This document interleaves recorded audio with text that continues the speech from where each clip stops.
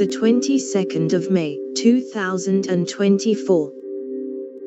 King River continues NT copper gold hunt after rain delay.